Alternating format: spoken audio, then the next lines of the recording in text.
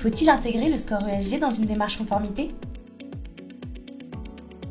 Bonjour, je suis Clément Monessin, consultant avant-vente au sein d'Altares Dun & Bradstreet et j'accompagne au quotidien nos clients dans la mise en pratique et la digitalisation de leur politique conformité et RSE grâce à l'utilisation judicieuse de la data.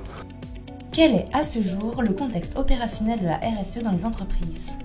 La responsabilité sociétale des entreprises, ou RSE, est avant tout une contrainte organisationnelle que l'on a vu se développer de plus en plus à partir des années 80. En effet, dès l'apparition de la théorie des parties prenantes par Freeman en 84, on a vu un changement de dogme en matière de gouvernance d'entreprise, passant d'une vision néoclassique avec la maximisation du profit comme une but à une transition de la vision shareholders vers la vision stakeholders. Cette préoccupation des parties prenantes va devenir un véritable outil de décision utilisé par les gouvernances des entreprises. Elle va inspirer de nombreuses méthodes.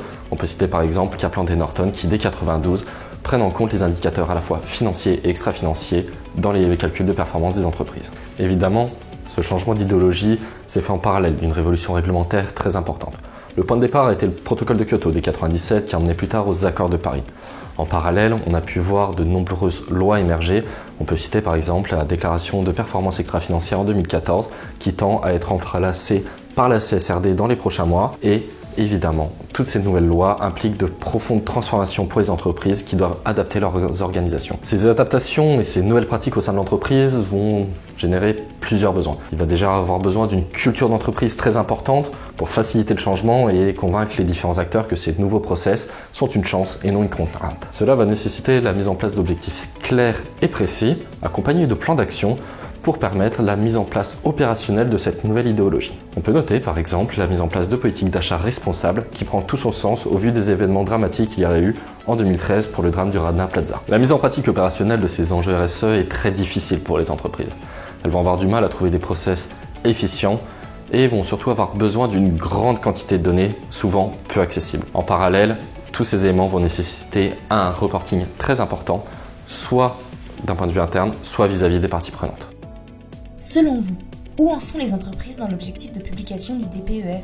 Aujourd'hui, les entreprises françaises sont globalement au point en ce qui concerne le reporting extra-financier. La dernière étude du MEDEF le montre, toutes les entreprises assujetties publient leur DPEF. Quelques statistiques sont assez intéressantes. On peut remarquer que 90 entreprises sur 100 joignent à ce rapport une analyse de matérialité. 70 vont le constituer en partenariat avec leurs parties prenantes. Il est aussi intéressant de remarquer que les grands référentiels internationaux sont largement utilisés.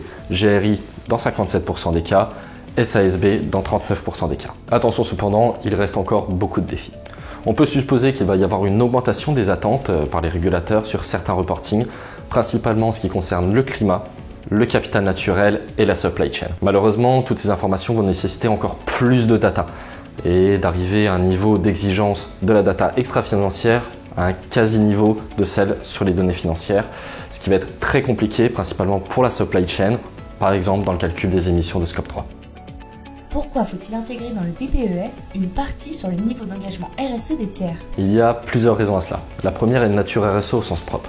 La supply chain est un élément central de la responsabilité sociétale des entreprises, principalement en ce qui concerne les droits de l'homme et le respect de l'environnement. Inclure cette évaluation des tiers dans le reporting annuel est aussi un moyen de montrer la diffusion des standards occidentaux de l'OCDE, un peu plus stricts que celle des pays en voie de développement, tout au long de la supply chain des différentes entreprises dans un contexte ultra mondialisé.